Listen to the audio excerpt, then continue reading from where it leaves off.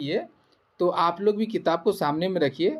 इससे होगा ये कि जहाँ पे मैं बताऊँगा कि यहाँ पे इसको इस तरह पढ़ना है, वहाँ पे आप ज़बर ज़ेर लगा लेंगे। इससे क्या हो जाएगा कि बाद में जब आप रीडिंग करेंगे ना, तो वो लफ्ज़ जिस तरह है आपके ज़हन में उस तरह आ जाएगा, ठीक है? तो जब पढ़ते हैं, क़िरात करते हैं, तो उसका कुछ फ़ायदा भी लेना चाहिए, ठीक है ना? तो जो भी मतलब अगर अपने घर में हैं, तो किताब निकालिए, सामने में रखिए उसको ज़रा, ठीक है? ताकि इससे आपकी इस्लाह भी हो सके, तरबियत भी हो। चलिए ठीक है, पढ़िए। बिस्मिल्लाह कीजिए। मुजस्समा। उजमा चीख सुनकर पलटी तो देखा कि उसके साथ 7 साल बेटी का चेहरा 7 साला बेटी का चेहरा सफेद पड़ रहा है। बहुत अरसे बाद आज सुबह ही उसने नोट किया था कि उन्नाब की रुखसार पहली बार गहरे गुलाबी नजर आने लगी थी। क्या हुआ बेटा? सर मैं पढ़ूं? हाँ पढ़ो। ठीक है सर। मगर हमारे वहाँ की झीलें दुनिया की हसीन तरीन झीलों में शुमार होती हैं। इनका पानी मिनरल वाटर की तरह शफाफ होता है। कोई 10 साल पहले आपके अब्बू के साथ गई थी मैं वहाँ झील की सैर को। पानी इतना साफ था कि झील की तह में अगर आबी घास साफ नजर आती, झील की तह में उगी आबी घास, हाँ उगी आबी घास साफ नजर आती थी, लंबी लंबी। जरा सा झांको तो हरी हरी घास में रू पहली मछलियां इधर उधर रो पहली मछलियां इधर उधर नजर आती।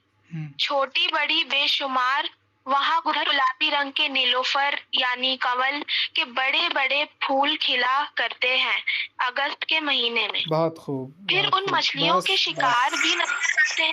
बस बहुत उम्दा है, माशाल्लाह। बहुत खूब, पढ़ते रहिए इस तरह से, बहुत उम्दा है। चलिए आगे कोई और, बस एक और सिर्फ हम लोग लेंगे, 20 हो चुका है। ठीक है, आप लोग उम्दा पढ़ते हैं माशाल्लाह। आप लोग मज़ीद आप लोग ये कीजिए कि जहाँ पे भी ज़बर ज़ेर की ज़रूरत हो, कुछ कुछ लफ्ज़ों में ही ज़रूरत पड़ती है। आप लोग क्योंकि ज़्यादातर अच्छे ही पढ़ लेते हैं, तो वहाँ पे लगा लीजिए और उनको अपने ज़हन पे उस तरह बैठा लीजिए। चलिए, तो आज हम लोग शुरू करेंगे अफ़साना मुजस्सिमा के हवाले से। सबसे पहले हम लोगों ने क़िरात को देखा है। अब मैं आप लोगों को पढ़ पढ़ के सुनाऊँगा और समझाऊँगा भी।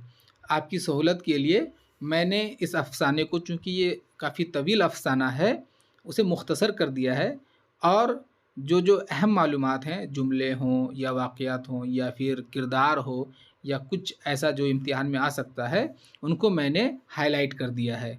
जो इससे होगा ये कि आप जब इसको पढ़ेंगे तो आपको इसे याद रखने में परेशानी नहीं होगी, आपका ज़हन जो है इसको कैच कर लेगा। लेकिन मेरी गुजारिश ये है आप तमाम से कि जो मुकम्मल अफ़साना है ना, उसको पढ़िए। उससे होगा ये कि लफ्ज़ियात में इजाफ़ा होगा। आप जो है बेहतर तरीके से बेहतर लफ्ज़ों को, बहुत से नए लफ्ज़ों को भी देखेंगे और उससे क्या हो जाएगा कि आपकी ज़बान बेहतर होगी, कहीं आगे आपको रुसवा नहीं होना होगा। तो बिल्कुल आप मतन जो भी मतन आपके निसाब में है, उनको बिल्कुल पढ़िए। अब इसका ये मतलब ना हो कि मैंने जो मुख्तसर दिया है बस इसी से काम चला लीजिए। ये सिर्फ़ इम्तिहान के तकाज़े के मुताबिक है, लेकिन इल्मी तकाज़े के मुताबिक मुकम्मल अफ़साना पढ़ना चाहिए।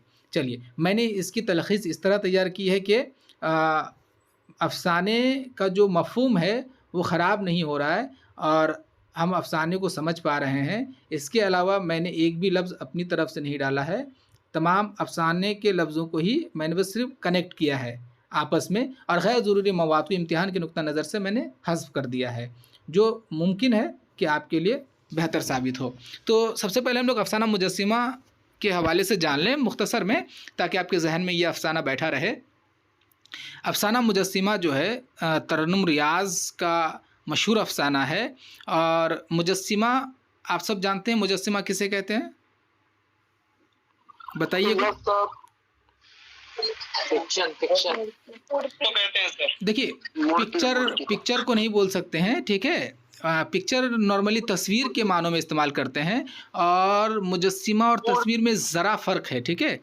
तस्वीर मुजस्सिमा जो है ना हम लोग हाथों से बनाते हैं। अब ख़ास तौर से मैं एक उम्दा मिसाल दूं कि हिंदुओं के देवताओं को आप देखेंगे ना तो उनको हाथ से बनाया जाता है, ठीक है। तो ये उसकी उम्दा मिसाल है। तो मुजस्सिमा, और जो है पेंटर्स भी जो बनाते हैं उसको भी मुजस्सिमा बोलते हैं, ठीक है। इसमें कोई नहीं है आपने जो कहा। चलिए बहरहाल, तो मूर्ति आप आम माने में जहन में रखिए। मुजस्सिमा, मुजस्सिमा जो है ना ये एक इस्तियारा है। ये इस्तियारा है माजी की यादों का। इस्तियारा कहते हैं जब हम किसी लफ्ज़ से किसी लफ्ज़ कोई और माना लेना चाहें। जैसे अगर मान लीजिए मेरा दोस्त बहादुर है तो मैं कहूँगा कि मेरा दोस्त शेर है। अब शेर जो है ना वो बहादुरी का इस्तियारा है। वाज़ेह है बात?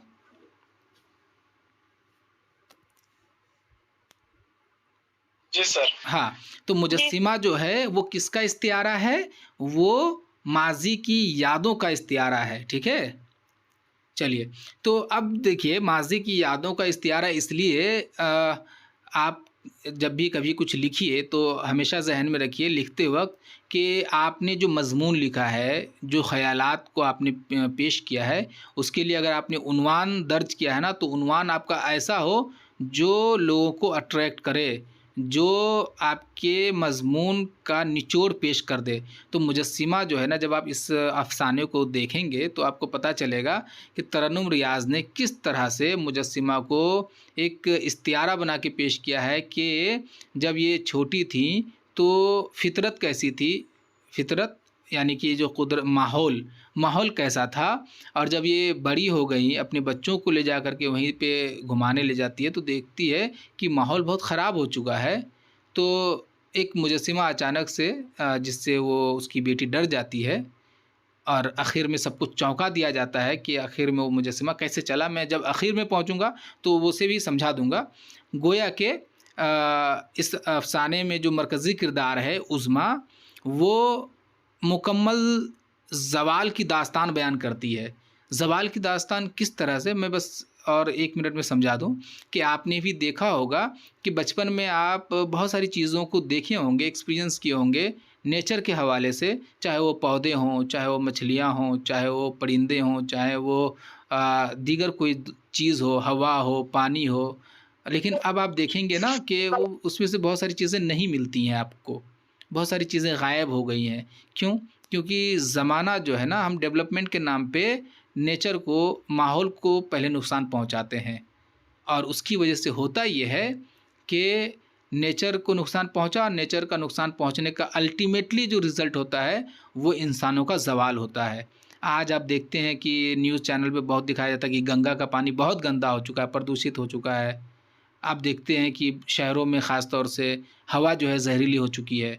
जहाँ पानी प्रदूषित हो जाए, जहाँ पे हवा जहरीली हो जाए, जहाँ पे मिट्टी जहरीली हो जाए, वहाँ पे इंसानों का बसना बहुत मुश्किल है। और जहरीली होने की एक जो पहली वजह है ना वो यही है कि हम लोग माहौल के साथ कॉम्प्रोमाइज़ कर लिए हैं, माहौल को जो हम लोग नज़रअंदाज कर दिए हैं। तो अफ़साना मुजस्सिमा के ज़रिए तरन्नुम रियाज़ जो है ना हम लोगों को जगाना चाहती है, वो ये समझाना चाहती है कि अगर हम नेचर को, माहौल को नज़रअंदाज कर देंगे, उसको प्रायोरिटी नहीं देंगे ना तो हमारा ही ज़वाल होगा, और हमारा ज़वाल हो भी रहा है कि नहीं?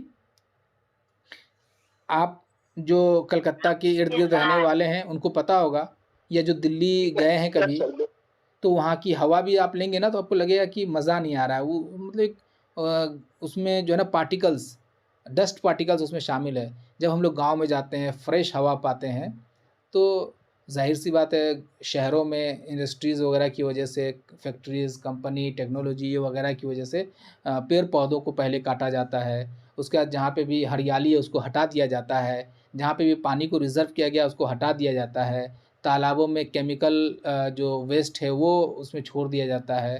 तो हर तरह से हम ही लोग मुतासिर हो रहे हैं, लेकिन पता नहीं चल रहा है। सरमायादार तो सरमाया कमा रहा है, लेकिन बहुत बड़ा तबका मुतासिर हो रहा है। खुद सरमायादार भी मुतासिर होता है, इसीलिए आप देखेंगे कि ज़्यादातर वो लोग हार्ट अटैक से ही मरते हैं। बहरहाल, तरन्नुम रियाज़ का इस अफ़साने का अगर मैं एक जुमले में मतलब बता दूं कि यही है कि अगर हम अपने फ़ायदे के लिए माहौल से समझौता कर लें, माहौल को नज़रअंदाज कर दें, तो हमारा ज़वाल निश्चिंत है।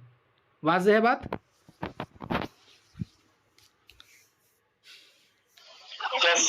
चलिए अब हम लोग इस अफसाने में देखेंगे वो किस तरह से दिखाती है कि ज़वाल किस तरह से हमारा हो चुका है। जी सवाल है, बताइए।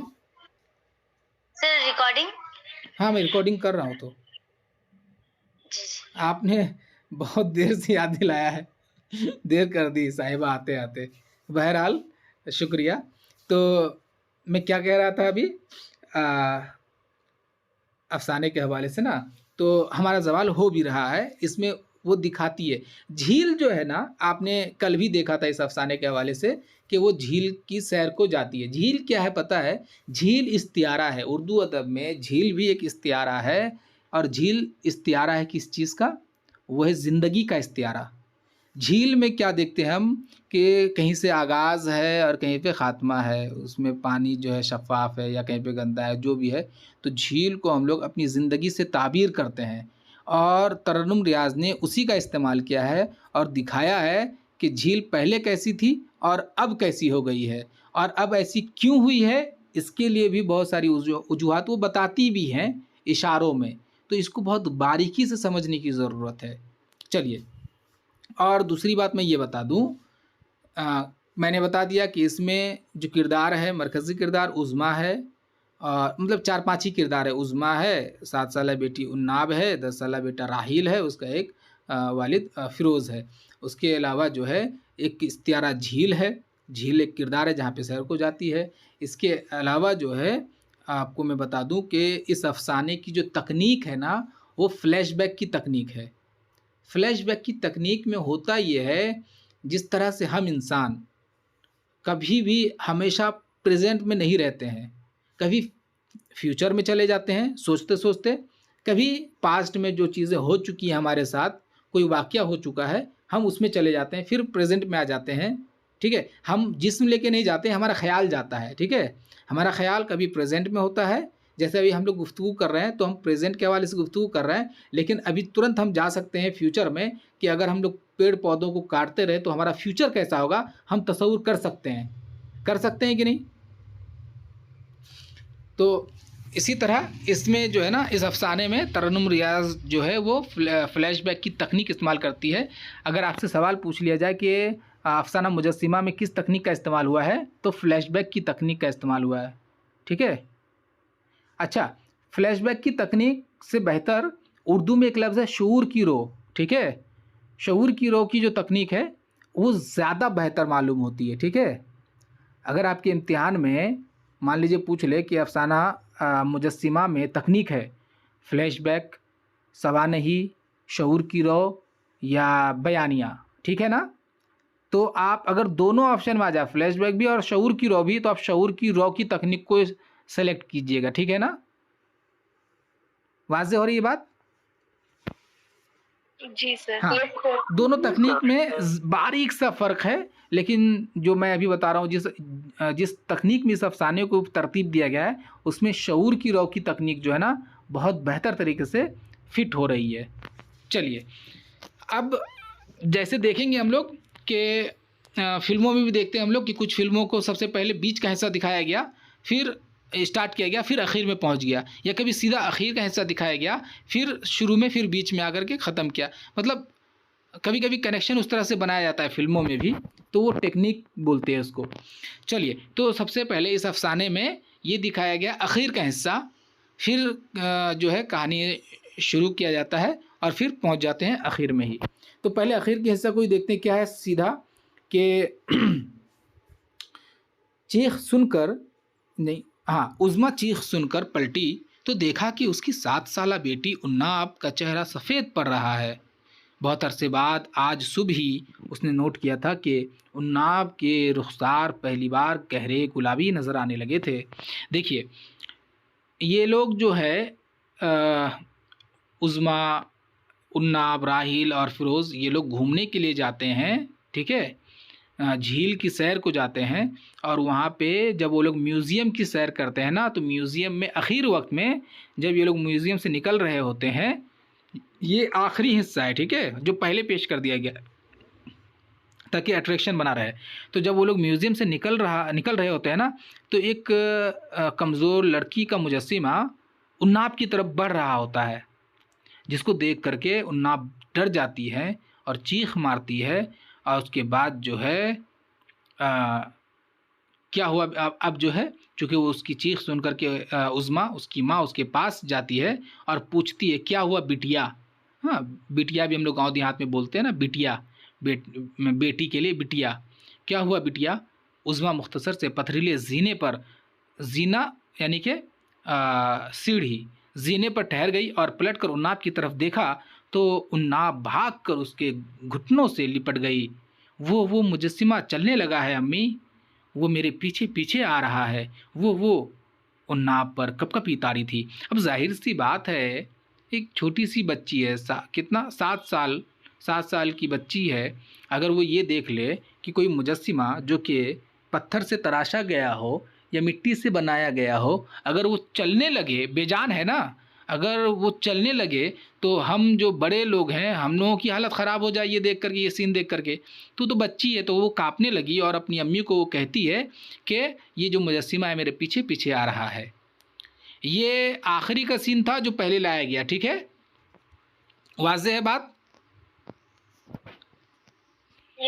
नहीं बेटे, आपको कोई गलतफहमी हुई है और वो खुद किसी पत्थर के बुत की तरह उस मंज़र को देखती रह गई, जिसे उसकी अक्ल किसी सूरत भी कबूल करने पर तैयार न थी। ज़ाहिर सी बात है, हमारी अक्ल किसी सूरत भी कबूल नहीं कर सकती कि कोई मुजस्सिमा चलने लगे।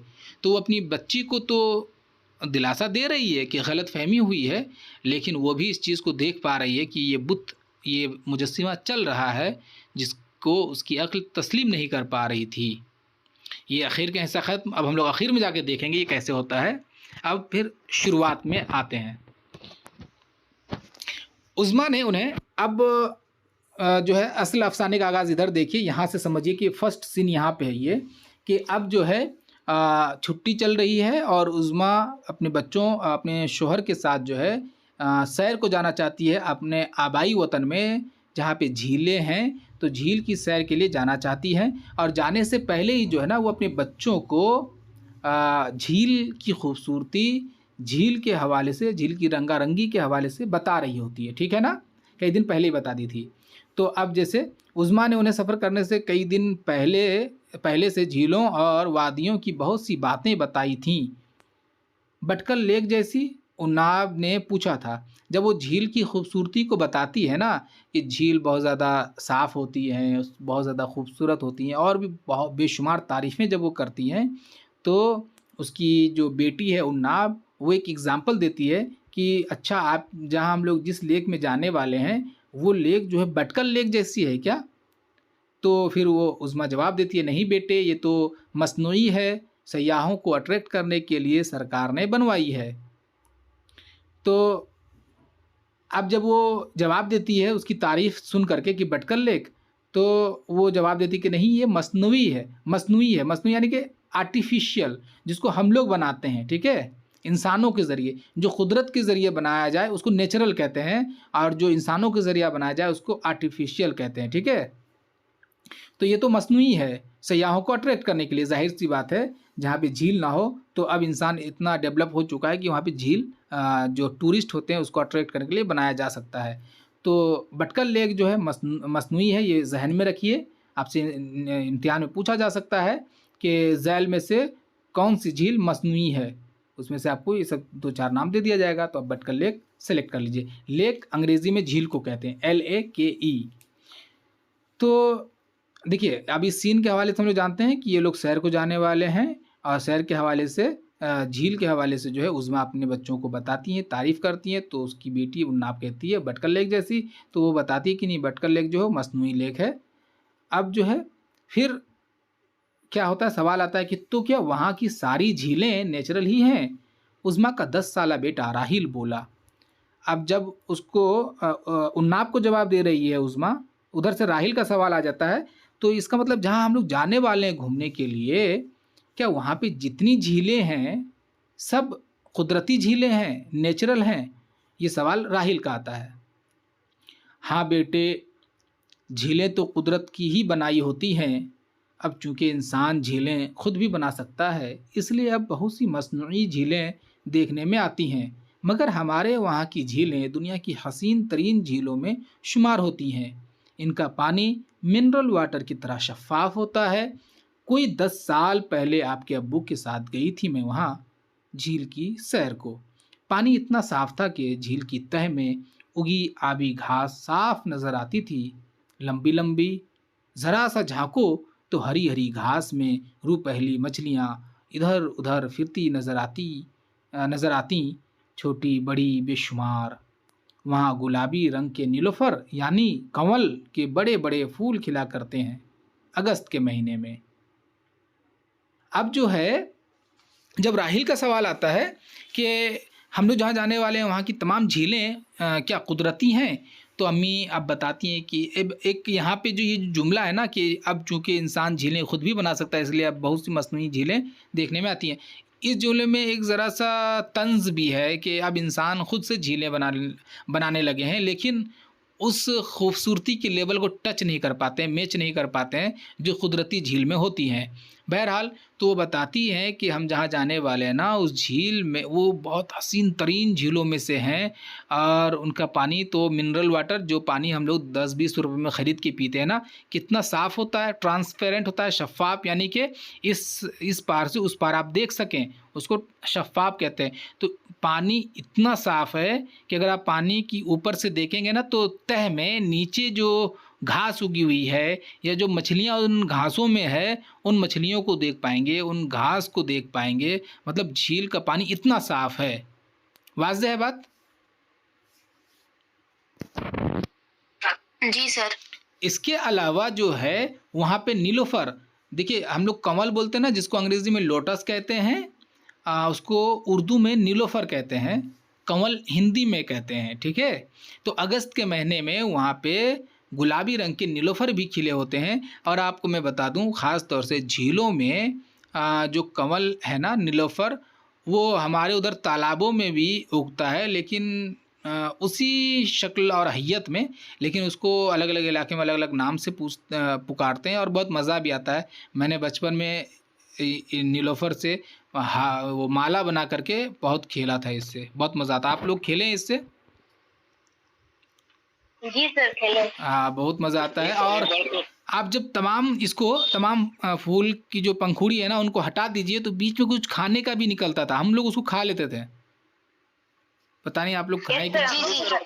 हाँ, चलिए फिर उन मछलियों के, अब जो वो जो मछलियाँ हैं जो घास में जो घूमती फिरती है, उन मछलियों को, फिर उन मछलियों के उनके शिकारी भी नज़र आते हैं। ये जुमला आप हाईलाइट कर लीजिएगा, अहम मालूम होता है कि फिर उन मछलियों के शिकारी भी नज़र आते हैं। यहाँ पे ये दे करके पूछा जा सकता है कि शिकारी से मुराद कौन है, तो शिकारी से मुराद कौन है आप जानते हैं? यहाँ पे नीचे में हाईलाइटेड है, नीलकंठ।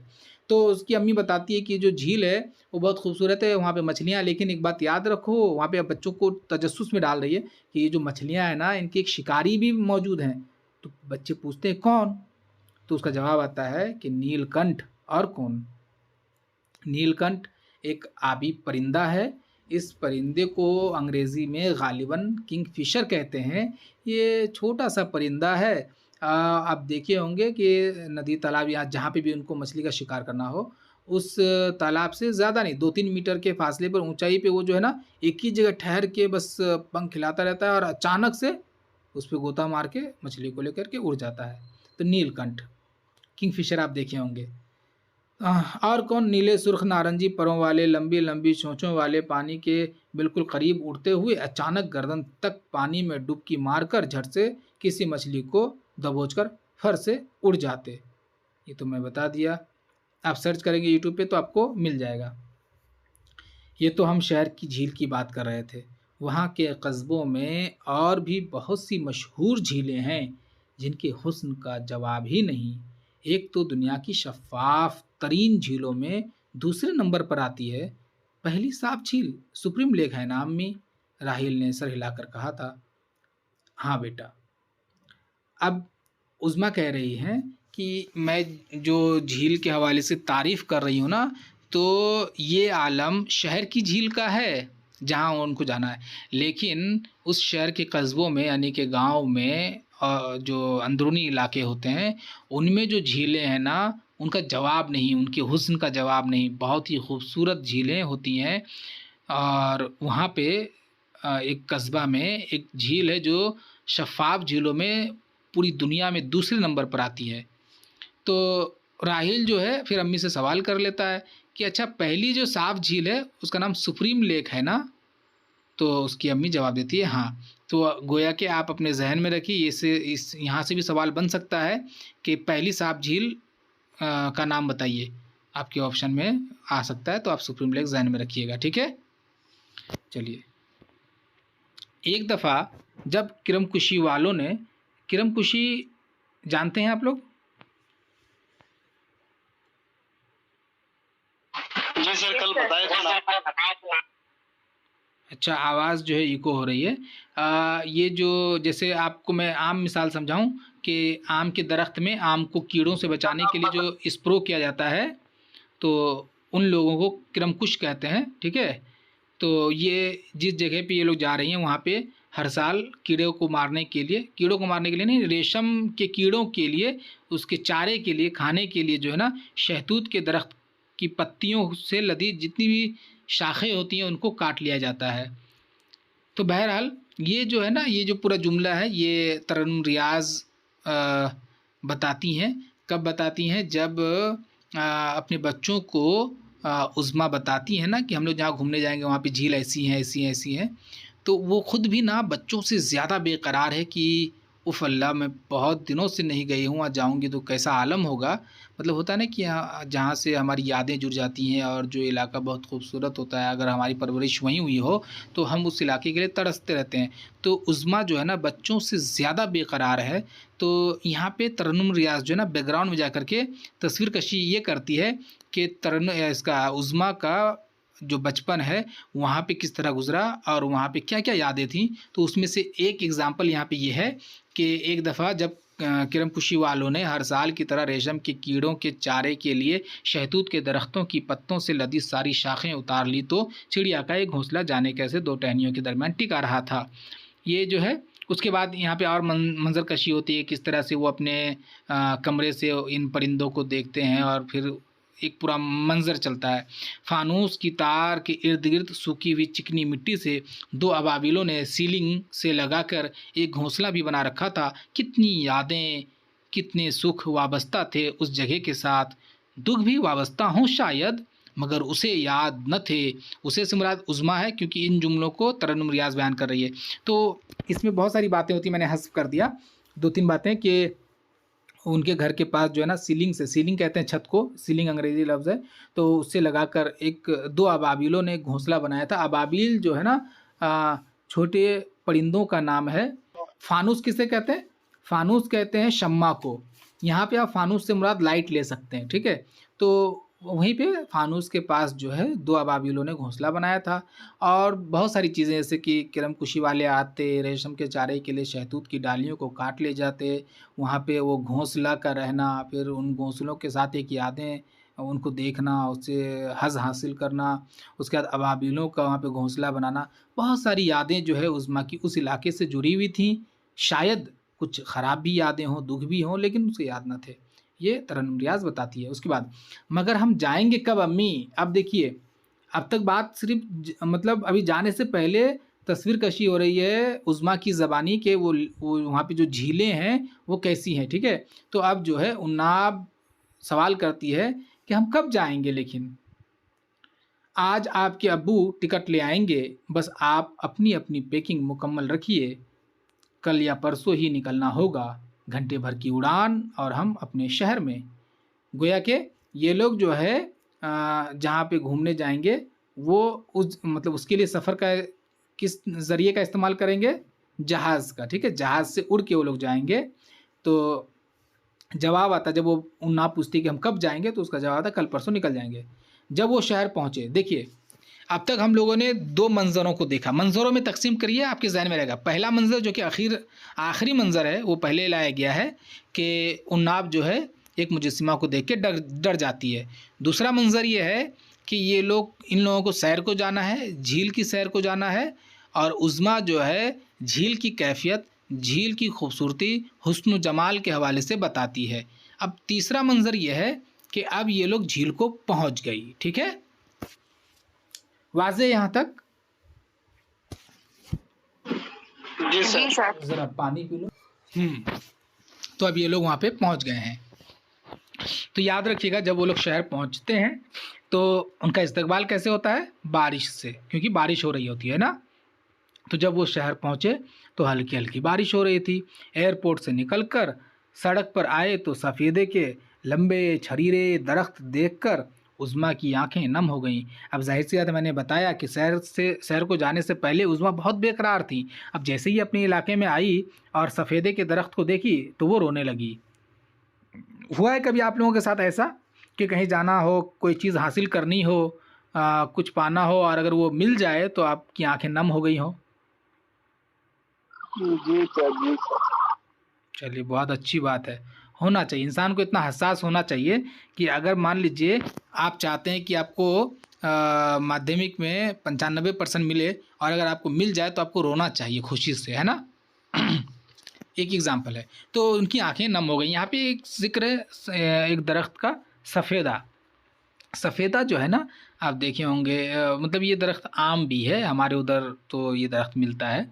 इनका जो है ना, वो जो सील होता है वो नारियल के दरख्त की तरह बहुत लंबा होता है और सफ़ेद होता है। उसको ना छील छील करके निकाला जाता है, उसको डिज़ाइनिंग वगैरह में इस्तेमाल करते हैं। ठीक है, मैं जब इस वीडियो को यूट्यूब पे दूंगा ना तो उस तस्वीर को भी मैं लगा दूंगा।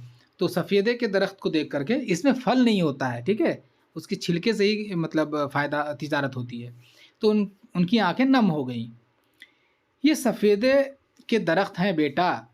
गाड़ी की पिछली नशिस्त पर अपने दाएं बाएं बैठे बच्चों से उसने कहा, और वो बेद के यानी बिलो। तो ये जो है नशिस्त कहते हैं सीट को, जगह को, बैठने की जगह को नशिस्त। तो जब वो गाड़ी में बैठ जाती है उज़्मा, तो अपने बच्चों को बताती है कि ये जो दरख्त है ना, इसको सफ़ेदा कहते हैं। ये जुमला याद रखिएगा कि मुतकल्लिम कौन है? तो उज़्मा है और मुखातिब बेटा है, बच्चे हैं। तो उसकी तरफ फिर और फिरोज़ जो है ना, हाथ हिला करके इशारा करता है, और वो बेद के दरख्त, यानी एक तरफ उज़्मा बता रही है कि ये सफ़ेदे का दरख्त है, तो दूसरी तरफ फिरोज़ बता रहा है कि ये विलो का दरख्त है। हम लोग भी बेद ही बोलते हैं इसको। ये झाड़ीदार, इसमें भी गालिबन फल तो इसका हम लोग कभी नहीं खाए हैं। ये भी उसी तरह का जंगली दरख्त कहते हैं इसको हम लोग। इसकी भी तस्वीर देख लीजिएगा। फिरोज़ ने हाथ से सड़क के किनारे से ज़रा दूर बागों की तरफ इशारा किया। दरख्तों का नाम याद रखिए। अब तक कितने दरख्तों का नाम आया, ज़रा बताइए तो मुझे। सर 3। क्या क्या? 3 दरख्त का आया सर। शहतूत, सफ़ेदा और बेद। हाँ बिल्कुल। चलिए, तो उनकी एक किस्म वीपिंग विलोज़ कहलाती है, जो ज़्यादा नमी वाली ज़मीन में अच्छी तरह पनपती है।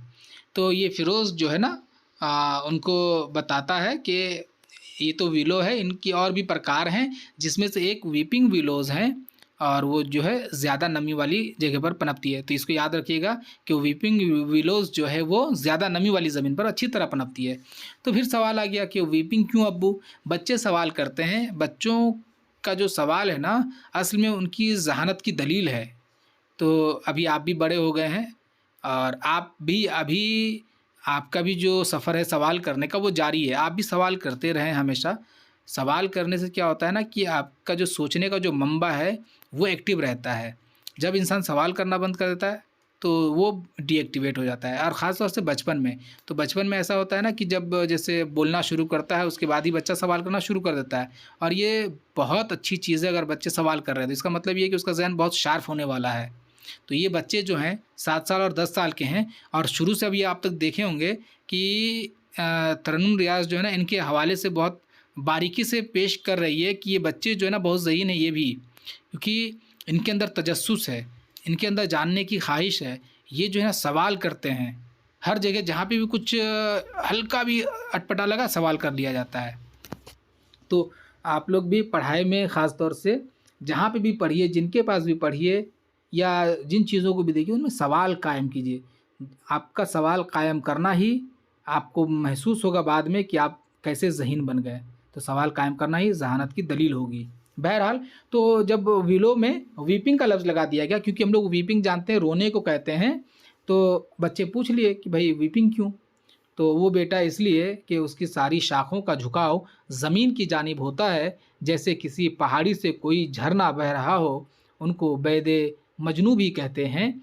तो वो फ़िरोज़ जो है उनको तसल्ली देने की कोशिश करता है कि वो इसलिए, क्योंकि जिस तरह हम जब रोते हैं तो ऊपर से आंसू नीचे की तरफ गिरता है, उसी तरह इनकी जो शाखें हैं ना, वो ऊपर से नीचे की तरफ जो है ज़मीन तक लगे रहते हैं। उसकी वजह से जो है इनको हम लोग वीपिंग विलो कहते हैं। और चूँकि इसकी ऐसी हैयत है, इसकी वजह से इसको बेदे मजनू भी कहते हैं। तो ज़हन में रखिएगा, बेदे मजनू किसे कहते हैं? तो वीपिंग विलो को नहीं, वीपिंग विलो को। तो इम्तिहान के हवाले से ये इंपॉर्टेंट है। बरगद की तरह जिसकी जड़ें ऊपर से नीचे लटकती रहती हैं, राहिल ने कहा। जड़ें यहाँ पे जिसको हम लोग लत बोलते हैं ना, लत्ती, लत वगैरह, तो बरगद में आप देखे होंगे, बरगद के दरख्त को तो तकरीबन लोगों ने देखा होगा, क्योंकि बहुत आम दरख्त है। तो वो फिर बच्चा जो है फ़िरोज़ अब्बू से सुनने के बाद फिर राहिल कहता है कि अच्छा, यानी कि इनकी शाखें बरगद की तरह, बरगद में जिस तरह जड़ें ऊपर से आती हैं, है ना? देखा है आप लोगों ने? जी सर। तो अब तक गोया के 4 दरख्तों के नाम हमारे सामने आए, शहतूत, सफ़ेदा, उसके बाद जाकर के विलो यानी बेद और बरगद। चलिए, झील तक का रास्ता कुछ ज़्यादा तवील न था, तवील यानी लंबा न था, यानी कि एयरपोर्ट से झील तक जाने का रास्ता कुछ लंबा न था। उन दिनों उस रास्ते में 5-6 सरकारी पार्क हुआ करते थे, अब सिर्फ एक बचा था। वो लोग जब झील के करीब पहुँचे तो मौसम निहायत खुशगवार था। यानी कि अब जो है यहाँ पे उनके ज़हन से बात आ रही है, तहत शऊर से बात आ रही है कि जब उज़्मा छोटी थी, जब उनकी परवरिश यहाँ हो रही थी, तो इस रास्ते में कितने सरकारी पार्क थे? 5-6। और अब सिर्फ जब आई है दोबारा, तो सिर्फ एक पार्क है। तो अब ये बताइए कि जो बकिया पार्क थे उनके साथ क्या हुआ होगा? इंडस्ट्री वगैरह। अब आप ज़रा सोचिए कि जब आप सफ़र करें और अगर पार्क का मतलब होता है हरियाली। पार्क इस्तिआरा है हरियाली का, ठीक है? जहाँ पे मतलब आप देखे होंगे, मतलब फूल, घास को सजाया जाता है और उसी से जानवरों को भी बनाया जाता है। तो अब देखिए, लोगों को अपनी तिजारत से, अपने फ़ायदे से ही मतलब है। वो ये नहीं देख रहे कि माहौल को कितना नुकसान पहुँच रहा है। क्योंकि देखिए, हरियाली सिर्फ देखने में बेहतर नहीं है, हरियाली से जो ऑक्सीजन पैदा होता है वो तो हमारे लिए सबसे ज़्यादा फ़ायदा बख्श है ना। फ़ायदा बख्श तो दूर की बात है, सबसे ज़्यादा ज़रूरी चीज़ है वो। अब हरियाली नहीं रखेंगे तो ऑक्सीजन कहाँ से पाएंगे? तो आपको पता होना चाहिए कि अभी मौजूदा दौर में ये साइंटिफिकली प्रूवन है कि कार्बन डाइऑक्साइड जो है, इसकी मात्रा बढ़ रही है और ऑक्सीजन की मात्रा घट रही है। ये आप लोग याद रखिए। तो आप लोग इस अफसाने को पढ़ने के बाद अपने जहन में बैठा लीजिए कि बहुत ही ज़्यादा मजबूरी आने पर ही किसी दरख्त को, किसी पौधे को, किसी हरियाली को आप नुकसान पहुँचाएँगे। नहीं तो कोशिश करेंगे कि ज़्यादा से ज़्यादा इसमें इजाफ़ा हो। करेंगे? इंशाअल्लाह सर। अच्छा, ये अपने ज़हन में रखिए, सवाल आ सकता है कि जब वो लोग झील जा रहे थे तो वहाँ पे कितने सरकारी पार्क थे? तो एक बचे थे। चलिए, झील का बांध कई जगह से टूट चुका था। किनारों के पानी में छिले हुए भुट्टे और वेफर्स के खोल तैर रहे थे। पानी गदला था। वेफर्स कहते हैं उसको पन्नी को जिसमें लेज़ वगैरह, चॉकलेट वगैरह को पैक किया जाता है ना, उसको वेफर्स कहते हैं। हाँ, तो ये फर्स्ट इम्प्रेशन जो पड़ा, जैसे वो लोग झील के पास गए तो सबसे पहले वो देखते हैं कि जो झील का जो बांध है, बांध समझते हैं, पानी को रोकने के लिए बनाया जाता है, ठीक है? बांध, तो वो जो है ना कई जगहों से टूट चुका है। अब एक बात बताइए, मान लीजिए आपकी कॉपी है और अगर वो कॉपी कई जगहों से फट गई है तो इससे आप क्या-क्या नतीजा निकालेंगे?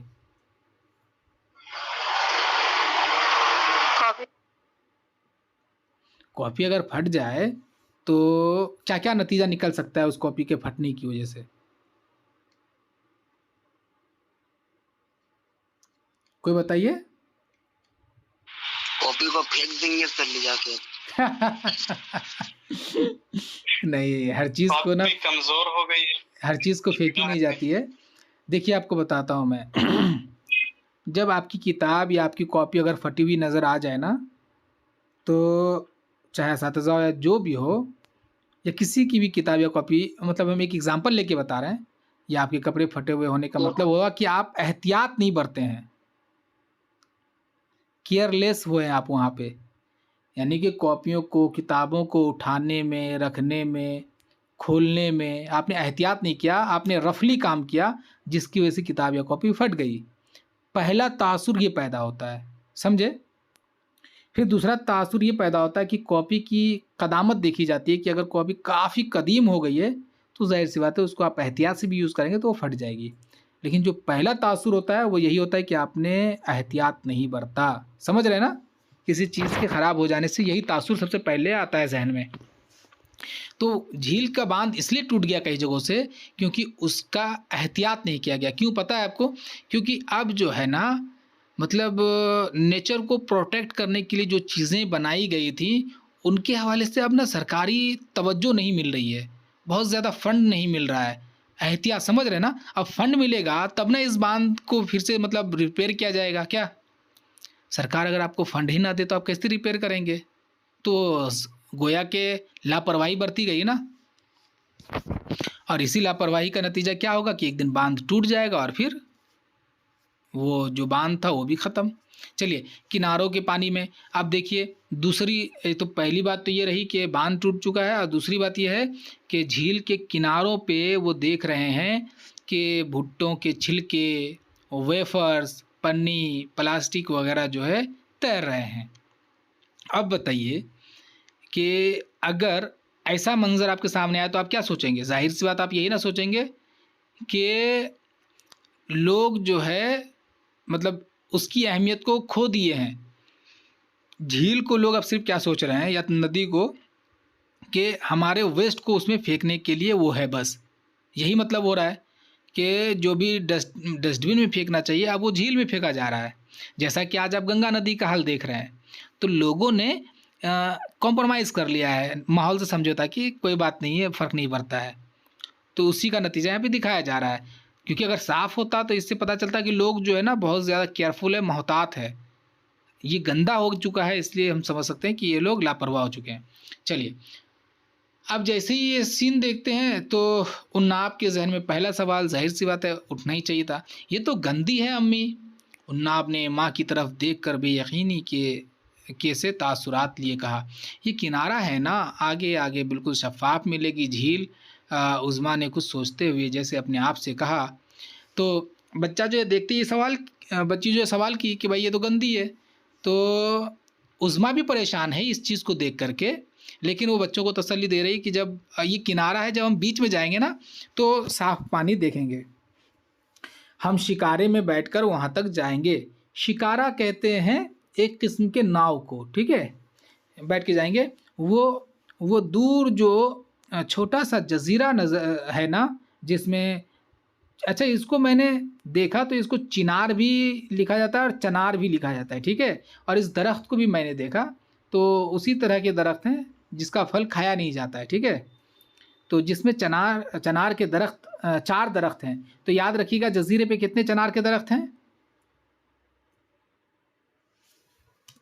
4। चलिए, हाँ, तो वो कह रही है कि जब हम लोग उस जजीरे के पास जाएंगे ना तब पानी वहाँ पे साफ पाएंगे। वहाँ पे नन्ही नन्ही मछलियों को देखेंगे, वहाँ पे नीलकंठ भी देखेंगे, फूल भी देखने को मिलेगा।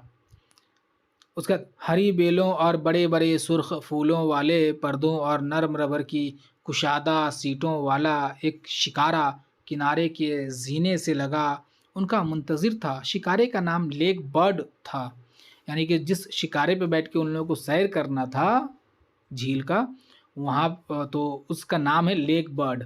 अब उसकी तस्वीर कशी की गई है कि उस शिकारे में पर्दे लगे हुए हैं, उसमें बेल बूटे हैं, फूलों से सजाया गया है, उसकी जो सीट है वो कुशादा है, यानी कि काफ़ी चौड़ा है, उसमें आराम से आप बैठ सकते हैं। तो इस तरह से उसकी तस्वीर कशी है। आप ये याद रखिएगा कि वो किस शिकारे में बैठ के, जिस सवाल आ सकता है कि जिस शिकारे में बैठकर वो लोग झील का सैर करते हैं उसका नाम क्या था? Lake bird. अब जो है वो लोग शिकारे में बैठने के बाद रौनक कितनी कम हो गई है। उज़्मा ने रौनक के गायब होने की जगह रौनक कम कहा तो फिरोज़ के होठों पर फीकी सी मुस्कुराहट फैल गई। अब जाहिर सी बात है, जो सैर को आने से पहले उज़्मा जिस तरह की तारीफ़ कर रही थी झीलों के हवाले से, ऐसा तो कुछ नहीं मिला उन लोगों को।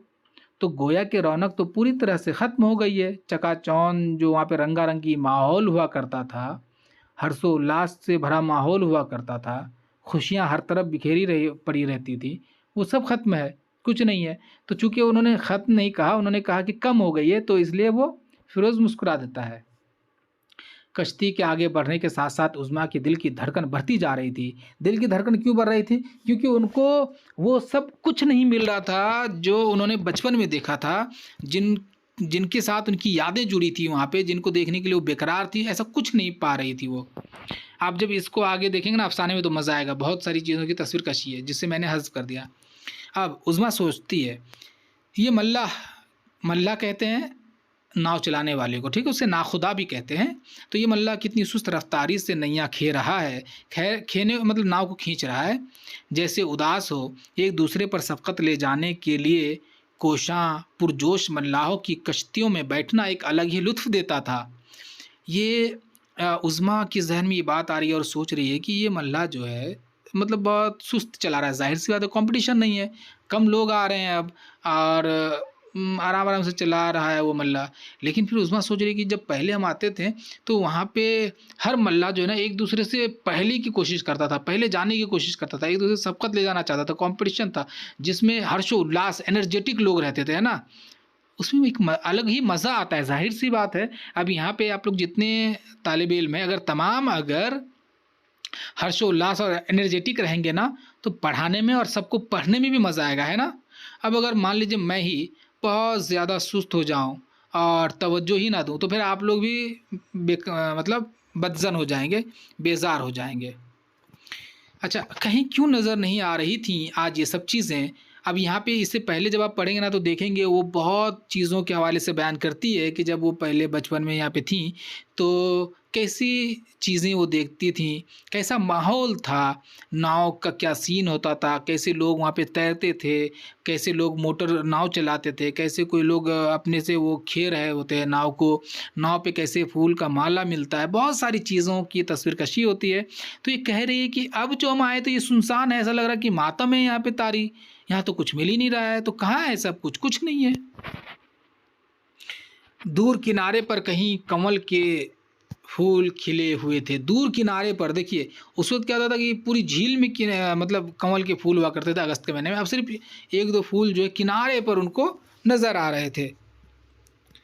उज़्मा हैरत से देखने लगी, ये तो अगस्त में खिला करते थे, जून में ही कैसे? हाँ, कुर्रा अर्ज़ की हरारत बढ़ गई होगी, इसीलिए इस दफ़ा दोपहरें कुछ गर्म भी थीं। उज़्मा को कई बार ख्याल आया था कि यहाँ भी गर्मी से निमटने का कोई इंतज़ाम किया जाना चाहिए नए मकानों में। इसीलिए अब सीलिंग में पंखे लगाए जा रहे हैं। भुट्टे, अखरोट वगैरह जो अक्टूबर में पका करते थे फ़रोख्त हो रहे हैं। सारी दुनिया ही बदल रही है। उज़्मा आसमान को देखने लगी। अब जो है यहाँ पे भी वही बदलाव को ज़ाहिर किया जा रहा है कि पहले फूल जो है वो अगस्त के महीने में खिला करता था, भुट्टा अखरोट जो वो अक्टूबर में पका करता था, लेकिन अभी ये जून के महीने में ही जो फूल खिल गया है, भुट्टा और अखरोट बिक रहा है। तो वो कह रही है कि शायद ग्लोबल वार्मिंग बढ़ रही है ना, हरारत जो है, दर्जा हरारत वो बढ़ रही है, जिसकी वजह से ऐसा हो रहा है। और यहाँ पे जो ये लफ्ज़ है ना, ये जो कहाँ है वो, कुर्रा अर्ज़ की हरारत बढ़ गई होगी, जो गई है। तो ये कुर्रा अर्ज़ की हरारत क्यों बढ़ रही है, ये बहुत इशारों में कहा जा रहा है। ये जो फैक्ट्रीज़ लगाए गए, इंडस्ट्रीज़ लगाए गए हैं, ये जो टेक्नोलॉजी के लिए टावर्स लगाए जा रहे हैं, हाई फ्रिक्वेंसी टावर्स लगाए जा रहे हैं, और जो बहुत बड़ी जो कंपनीज़ सेट हो रही है ना, तो इनका असर ये हुआ कि माहौल को नुकसान पहुंचाया गया। सबसे पहले हरियाली को ख़त्म किया गया, तो जिसकी वजह से तमाज़त जो है ना बढ़ गई है। तो उसकी तरफ इशारा है। तो वही कह रही है उज़्मा, सोच रही है कि पूरी दुनिया ही बदल रही है। फिर आसमान को देखने लगी और उसके जहन में अचानक से ख्याल आया कि मगर झील तो नहीं बदली। इसे यकलख्त ख्याल आया तो वो झुककर पानी को देखने लगी। कश्ती किनारे से खासी दूर आ गई थी मगर पानी वैसा ही था। मतलब ये है कि वो सोच रही थी, फिर आसमान को देखी तो उसको लगा कि शायद झील नहीं बदली है, लेकिन झील का आलम वही है। किनारे पर जिस तरह पानी गंदा था वेफर्स तैर रहे थे, तो उसी तरह यहाँ पे जब बीच में आ गई तब भी पानी गंदा ही है, लेकिन बस फ़र्क इतना है सिर्फ कि वहाँ पे वेफर्स और छिलके नहीं हैं। उज़्मा के अंदर छन से कुछ टूटा और रेजा रेजा बिखर गया। ज़रा बताइए क्या टूटा होगा?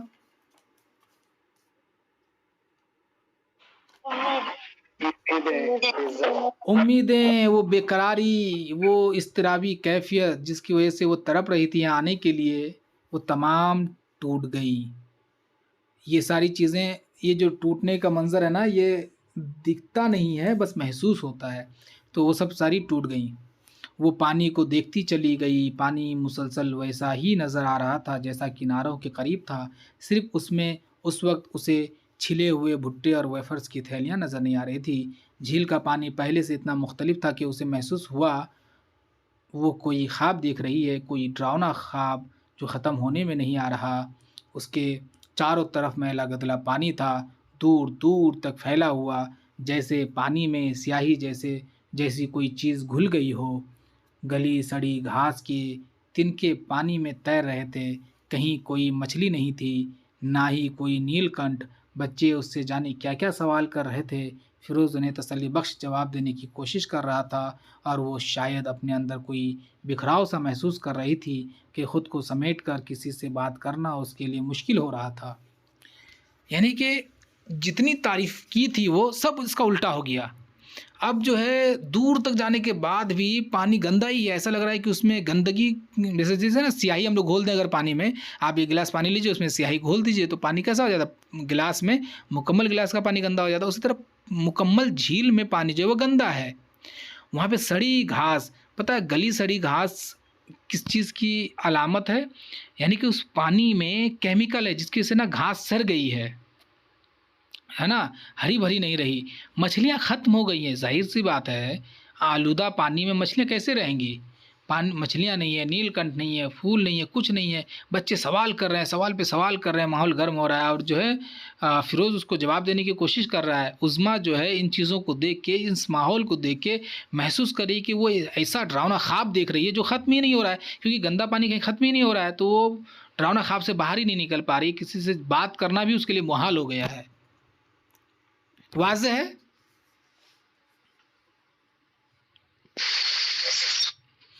क्या सदियों पहले की तरह? देखिए अब तक हम लोगों ने कितने सीन को देखा। पहला सीन जिसमें मुजस्सिमा को देख के उन्नाब डर जाती है। दूसरा सीन जिसमें उज़्मा जो है सैर के हवाले से झीलों की तारीफ़ करती है। तीसरा सीन जब ये लोग झील की सैर को आते हैं तो झील गंदी मिलती है। ठीक है, वाज़ेह है तीनों सीन। अब हम लोग चौथे सीन को देखते हैं कि जब वो नाव पे बैठे हैं वो लोग, तो उज़्मा के जहन में एक बात आती है, एक तारीख़ी वाक़या आता है। क्या आता है देखिए, कि क्या सदियों पहले की तरह आज कोई हकीम सुवैया नहीं पैदा हो सकता? कितना मशहूर है कश्मीर की तारीख़ में सुवैया का कारनामा। 9वीं सदी के एक राजा अवंती वर्मन के राज यानी सल्तनत में एक दाना यानी अक्लमंद दरबारी हकीम सुवैया हुआ करता था। जहलम जो उन दिनों वितिस्ता कहलाता था। गर्मी के मौसम में अक्सर व बेशतर तुग़यानी पर होता कि धूप की तमाज़त से पहाड़ों की बर्फ़ पिघल कर वादियों की तरफ बह निकलती थी और किनारों पर बसे गांव शहर सैलाब की ज़द में आ जाते थे। खित्ते के शुमाली इलाकों में एक हिस्सा हर बरस जब सैलाब का शिकार होने लगा तो सुवैया ने रियाया से मोहब्बत करने वाले राजा अवंती वर्मन के ख़जाने से अशरफियाँ लेकर दरिया में फेंकी, जिन्हें पाने की ख्वाहिश में लोगों ने दरिया की तह से मिट्टी निकालकर दरिया को गहरा और किनारों को ऊंचा कर दिया। जिससे सैलाब का खतरा जाता रहा।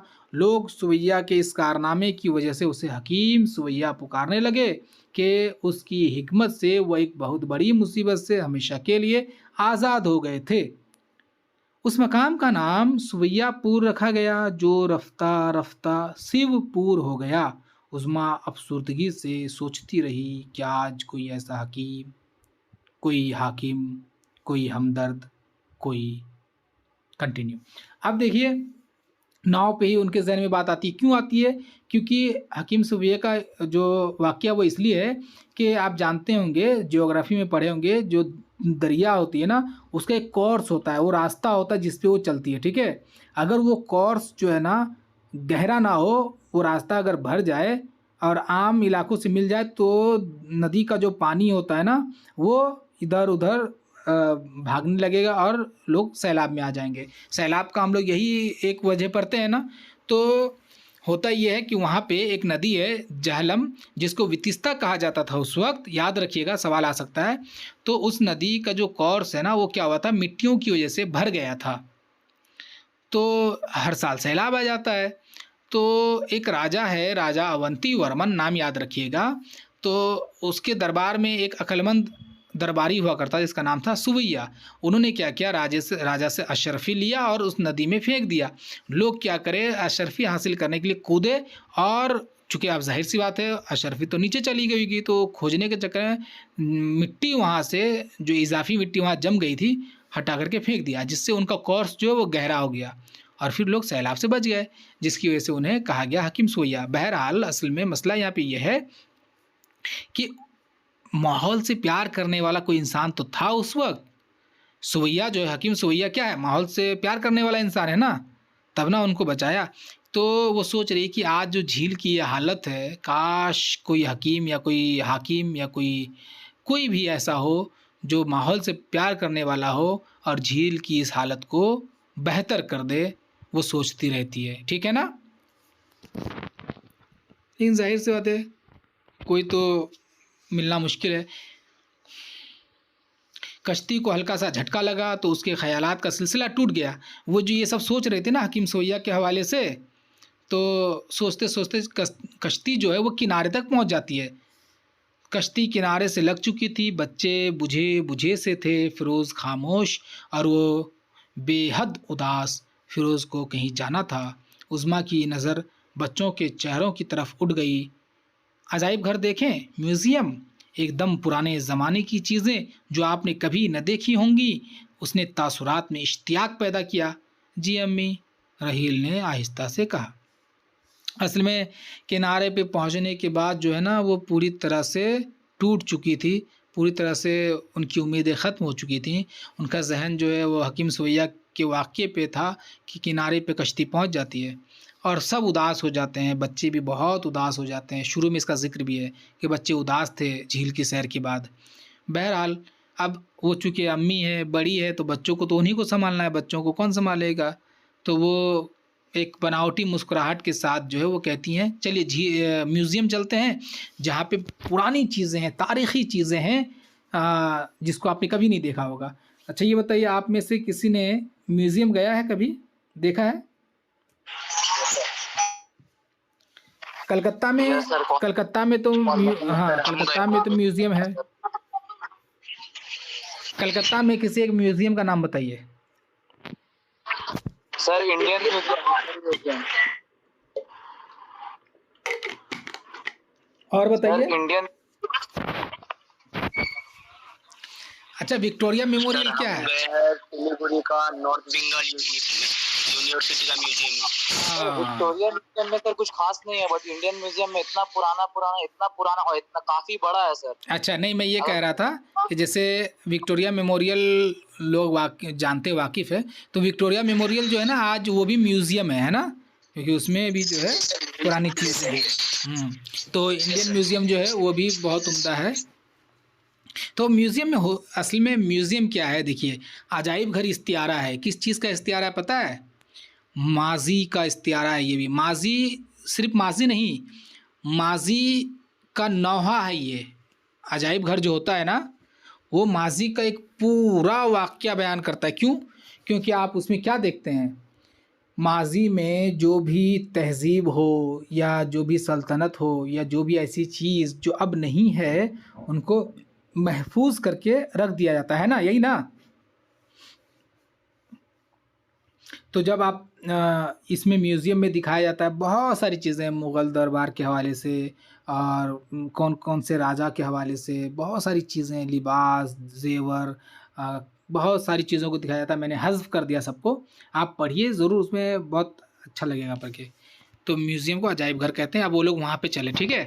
तो अब तक हम लोगों ने कितने सीन को देखा, ज़रा बताइए कोई। 4 सीन को देखे सर। 4 सीन है। पहला जो आखिर सीन है जिसमें मुजस्सिमा देख के डर जाती है, जो अब आने वाला है। दूसरा सीन शहर में जाने से पहले झील के हुस्न जमाल की तारीफ़। तीसरा सीन जब झील में ये लोग पहुंचते हैं तो झील ये लोग गंदी पाते हैं। चौथा सीन हकीम सवैया का वाक़या। अब हम लोग 5वां सीन में जा रहे हैं, 5वां मंज़र में जा रहे हैं। और 5वां मंज़र क्या है? अजायब घर की सैर, ठीक है। म्यूज़ियम जहलम के किनारे एक रूह परवर बाग से लगा हुआ नहायत पुरसुकून मालूम हो रहा था। म्यूज़ियम कहाँ था, किस नदी के किनारे? जहलम नदी के किनारे, ठीक है। रूह परवर यानी कि बहुत ही खूबसूरत, ठीक है, बाग से लगा हुआ था। इमारत के अंदर जाने का रास्ता मुख्तसर था और पत्थर की पतली लंबी सिलों को साथ साथ रख कर बनाया गया था। सिल कहते हैं ना, पत्थर का जो एक टुकड़ा काट करके जो हम लोग बनाते हैं ना, उसको सिल कहते हैं, ठीक है। तो उससे बनाया गया था। सीढ़ी आप जैसे जाएंगे ना, आप जैसे हैदराबाद में गोलकुंडा आइए, कभी सीढ़ी को देखिए तो पत्थर को काट के किस तरह बनाया गया देख पाएंगे। तो उसमें वो लोग अंदर जाते हैं। अच्छा, ये सीन देखिए कि सिलों के दरमियान जा बजा हरी भरी घास उग आई थी। इसका क्या मतलब है, ज़रा बताइए। इससे आप लोग क्या मतलब समझ रहे हैं? कुछ समझ में आ रहा है यहाँ से? बहुत दिन से पड़ा हुआ होगा। हाँ, बहुत दिन से, मतलब जैसे कि देखिए म्यूज़ियम वगैरह को साफ़ रखने की ज़रूरत है ना, उसके लिए केयर टेकर्स चाहिए। तो उन रास्तों में अगर मान लीजिए रास्तों में अगर उग जाए घास, तो इसका मतलब हुआ कि एहतियात बिल्कुल नहीं किया जा रहा है, समझ रहे हैं। तो यहाँ पे भी यानी कि हम लोग इन चीज़ों से भी लापरवाही बरत रहे हैं। चलिए, इमारत में दाखिल होते ही उनकी नज़र सरस्वती, मैंने 2-4 चीज़ों को रखा है ताकि आप समझ सकें, बाकियों को हज़फ कर दिया। सरस्वती के एक पुरुषिको मुजस्सिमे पर पड़ी, जिसके कदमों के पास लिखी इबारत पर दूसरी सदी की कोई तारीख़ दर्ज थी। दूसरी तरफ भगवान महावीर का बहुत बड़ा मुजस्सिमा जैसे कि सदियों से मुराकबे में बैठा था। कोने में काली की पुरजलाल मूर्ति थी। उसका त्रिशूल उसके पैरों के पास पड़े किसी जालिम के सीने पे पैवस्त था। अब ये सारी चीज़ों को वहाँ पे महफूज किया गया है, जिनमें जैसे कि क्या क्या है कि सरस्वती का एक बहुत ही पुरजलाल तस्वीर है, मुजस्सिमा है। उसके बाद कौन है, दूसरी सदी का वो है। उसके बाद महावीर भगवान, जानते हैं ना महावीर को जानते हैं आप लोग, हिस्ट्री में पढ़े होंगे महावीर। हाँ, महावीर द ग्रेट, हाँ, जैनों का भगवान है ये। तो उनका भी एक मुजस्सिमा है। ऐसा मालूम हो रहा है कि वो मुराकबे में बैठा। मुराकबा समझते हैं आप लोग? मुराकबा कहते हैं एकदम ध्यान में बैठना, ठीक है, अलग होकर के, एकदम हट करके। कोने में एक काली जो है हिंदुओं की एक देवी है काली, और काली की जो जाहिर सी बात है, दुर्गा को शायद प्यार की अलामत समझा जाता है और काली को गुस्से की अलामत समझा जाता है। और इसकी तस्वीर जहाँ पे बनती है, एक काले कलर की और एक त्रिशूल लेकर के, एक किसी आदमी के सीने पे वो पैर रखती है और त्रिशूल पकड़ी हुई होती है। इस तरह की तस्वीर मुजस्सिमा बनाया जाता है। तो इन सब की अक्कासी हुई। इसके अलावा बहुत सारी चीज़ें आप ज़रूर देखिएगा एक बार। इतनी दिलचस्प और अहम अशिया को देखकर उज़्मा और बच्चे कुछ खिले से मुतमईन से नज़र आ रहे थे और पुरश्तियाक हर शय का मुशाहिदा कर रहे थे। यानी जितनी चीज़ें थी सबको वो लोग शौक़ से देख रहे थे। मगर टूटे कांच की अलमारियों के अंदर की चीज़ों में कोई जाज़बियत बाकी नहीं थी। मगर टूटे कांच की, अब इस जुमले से फिर समझ में आ रहा है ना कि यहाँ पे भी जो है लापरवाही बरती जा रही है पूरी तरह से, क्योंकि अलमारी के जो कांच है वो टूटे हुए हैं। और जाहिर सी बात है, आप कोई चीज़ को अगर हिफाजत से नहीं रखेंगे ना, उसमें क्या हो जाएगा, धूल जम जाएगी। उसमें छाले पर जाएंगे, है ना, वो सॉरी झाले, है ना, तो उसमें भी जाज़बियत यानी कि कुछ दिलकशी बाकी नहीं थी। यानी हाल की तरह माजी भी उजड़ सकता है कि यहाँ की भी देखभाल ठीक तरह से नहीं हो रही थी। उज़्मा ने एक गहरी सांस ली। ये जुमला बहुत ही मतलब गौर व फिक्र करने वाला है। यानी हाल की तरह माजी भी उजड़ सकता है। हाल की तरह माजी मतलब हाल, बताइए हाल से मुराद क्या है यहाँ पे? वो झील, वो झील जो है वो तो झील तो उजड़ चुकी है ना, जाहिर सी बात, उसमें तो कुछ बाकी ही नहीं है, बस झील मौजूद है, बाकी कुछ नहीं है उसमें। वो हुस्न जमाल, वो दिलकशी, वो खूबसूरती कुछ बाकी नहीं है। तो ये सोच रही है कि अच्छा, जिस तरह से हाल को लोगों ने बर्बाद कर दिया है, माजी को भी लोग बर्बाद कर देंगे। हमारा माजी क्या है जानते हैं ना आप? जैसे अब हम अपनी माजी में जगह, अपने माजी में अगर जाएं तो हम अपने मज़हब को बरकरार रखेंगे, अपनी रिवायत को बरकरार रखेंगे, है ना। हमारे जो आबा व अजदाद की चीज़ें हैं उनको हम लोग तहफ़्फ़ुज़ फ़राहम करते हैं। तो ये कह रही है कि अच्छा, लोग जब हाल की ही कदर नहीं करते हैं तो रिवायत की कदर क्या करेंगे। और गहरी सांस लेते हैं, यानी कि बहुत गमज़दा हो जाती हैं वो। वाज़ेह हैं आप लोग या चले गए हैं? जी सर, बिल्कुल। आप जैसे आप फिल्मों में देखे होंगे ना, लोग बताते हैं कि ये देखिए, ये तलवार जो है ना हमारे दादा की तलवार है ना, या ये पायल जो है ना हमारी दादी की है, ये कुछ ऐसा ऐसा मतलब बताया जाता है। लोग तहफ़्फ़ुज़ फराहम करते हैं, रिवायत को मतलब हिफाजत से रखते हैं।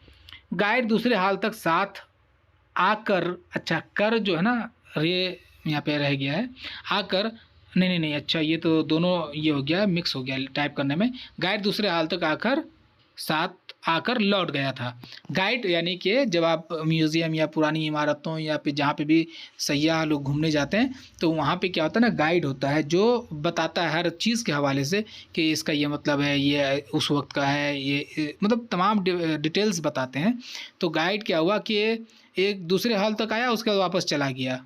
ठीक है, इसमें भी उदासी है। वो उदास सी आगे बढ़ती रही, एक एक चीज़ को गौर से देखती हुई, जाने क्या क्या सोचती हुई, जाने मुजस्सिमे की आँखों में क्या क्या क्या बात थी कि दिल में दर्द सा भर जाता।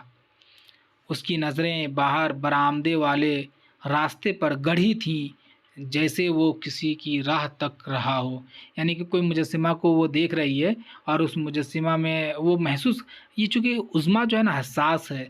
अब बताइए, मुजस्सिमा को देख कर वो महसूस कर रही कि इस मुजस्सिमे में, इसके दिल में दर्द है, इनकी आँखों में दर्द वो देख पा रही है। मुजस्सिमे की आँखों में उज़्मा वो देख रही है कि रास्ते को तक रहा है वो मुजस्सिमा। उज़्मा अश अश कर उठी, यानी कि उस मुजस्सिमे को देख करके वो खुश हो गई, अश अश कर उठी और बच्चों को बुलाती हुई इमारत से बाहर निकल आई। राहील उसके पीछे पीछे चला आया। उन्नाब ने, अच्छा यहाँ मद आ गया, ज़रूरत नहीं है। उन्नाब ने पुकार कर कहा कि आ रही है। यानी कि जैसे होता है ना कि जब हम लोग चीज़ों को देखते हैं तो कुछ लोग आगे पीछे ज़रा हो जाते हैं। तो राहील और उज़्मा तो निकल गई, क्योंकि फ़िरोज़ तो झील के बाद ही वो कहीं चला गया था। तो ये दोनों बाहर चले गए और ये उन्नाब जो ज़रा पीछे रह गई। तो वो आवाज़ दी कि मैं आ रही हूँ। अजायब खाने के कराहते हुए सुकूत में उसकी आवाज़ गूंज उठी। ओंघते हुए महाफिज़ ने चौंक कर इधर उधर देखा था। उज़्मा आगे बढ़ गई। अभी उसने पहले ही ज़ीने पर कदम रखा था कि उसे उन्नाब की चीख, अब याद है ना, वहाँ पे लिखा था ना स्टार्टिंग में कि पथरीले ज़ीने पर उलट कर देखी, याद आ रहा है? जी सर। हाँ, तो ये चीख वहीं से है। अब वो जो एक ही ज़ीना अभी चढ़ी थी, अब कदम रखा था कि उसे उन्नाब की चीख सुनाई दी। उन्नाब का चेहरा पीला पड़ गया था। क्या है, अधेड़ उम्र कुमारी लड़की का लागर मुजस्सिमा फटी फटी आँखों से देखता हुआ उन्हीं की तरफ चला रहा था। उज़्मा दम बखुद उसे देखती रह गई। अब वो जो मुजस्सिमा देख करके वो जब आगे बढ़ गई तो पीछे से वो आ रही थी, और उसी में क्या हुआ कि उन्नाब डर जाती है, चिल्लाती है, उसकी चीख सुन के वापस आती है, और ये दोनों देख रहे होते हैं कि वो मुजस्सिमा उसकी तरफ आ रहा है। ये अफसाना यहाँ पे होता है ख़त्म। अब यहाँ पे मैं बताऊँ ज़रा आप लोगों को कि वो मुजस्सिमा के चलने का क्या मतलब है। ठीक है, वो मुजस्सिमा जो है वो चला क्यों आखिर, क्योंकि ये तो